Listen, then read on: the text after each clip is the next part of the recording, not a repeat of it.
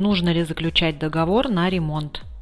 Договор заключать обязательно нужно, потому что есть много нюансов, которые возникают в процессе ремонта. Во-первых, вы страхуете себя от дополнительных финансовых затрат. Во-вторых, вы страхуете себя от затопления, к примеру, соседей. Мало ли что может произойти в квартире, допустим. Мы как компания несем ответственность перед соседями, перед вами, перед управляющей компанией. В-третьих, мы как компания несем ответственность перед заказчиком от раздувания сметы и дополнительных финансовых затрат. Плюс ко всему в договоре обязательно прописывается соблюдение сроков выполнения работ.